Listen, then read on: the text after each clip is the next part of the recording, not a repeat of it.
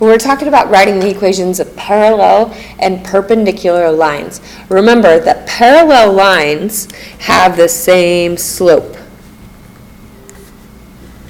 Again, this is something you did a lot of Algebra 1, so I feel pretty good about you remembering that.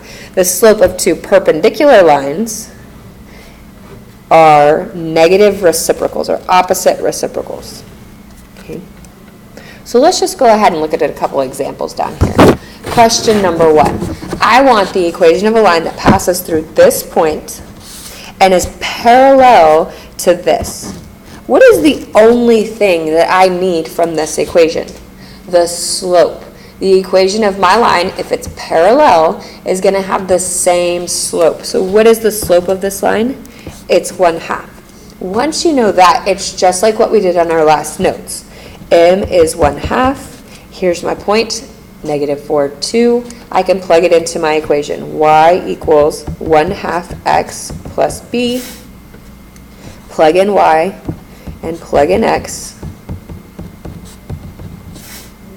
1/2 times a -4. Again, if you can multiply fractions correctly, 2 equals -2 plus b.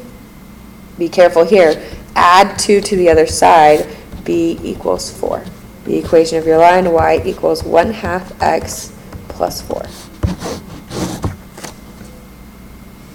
Same thing on the next question. Passes through this point, but is perpendicular to this line. Again, the only thing I need from this line is the slope. The slope of this line is a -3. That's technically a -3 over 1. If I am perpendicular, my slope is the negative reciprocal, or the opposite reciprocal. Reciprocal means to flip. Negative means change the sign. So a -3 over 1 is going to become a positive 1 over 3 for my slope. After that, it's just like the question above. Y equals 1 over 3x plus b. Plug in y, plug in x. 1/3 times 3 is a 1. When I subtract the 1 to the other side, b equals 0. So when my intercept is 0, my slope is 1/3. Y equals 1/3 x plus nothing. I don't have to write it. Okay. When they give you 2 points, it's the same thing. This is my x and my y that I'm going to use to write my equation. But first, since I'm parallel to the line that passes through these 2 points, I have to find the slope of this line. To do that, I'm going to use my slope formula, x1, y1, x2, y2. y2 minus y1 over x2 minus x1. -3 minus 1 is a -4. 2 minus 4 is a -2. That's a slope of 2. My slope is 2. Here's my point. Use your slope-intercept form. I'm going to write it over here again. Y equals 2x plus b. Y is -1. X is 1. 2 times 1 is 2. Subtract your 2. B equals a -3. B is -3. M is 2. I can write the equation of my line. 2x minus 3. Passes through this point, very similar question, but is perpendicular to the line that passes through these 2 points. Again, x1, y1, x2, y2, using my slope formula, 15 minus 6 over 3 minus 3. Ooh, tricky question. 15 minus 6 is 9. 3 minus 3 is 0. That tells me that this has an undefined slope. If my slope is undefined, and if you had plotted these points, you would see 3, 6, 3, 15, that I just have a vertical line. The equation of this line is just x equals 3. Undefined slope means it's an x equals line. X equals 3 because they're both 3. What is going to be perpendicular to an x equals line is a y equals line.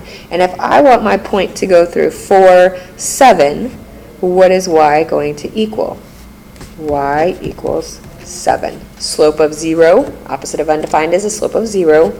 Y equals 7 is perpendicular. All right.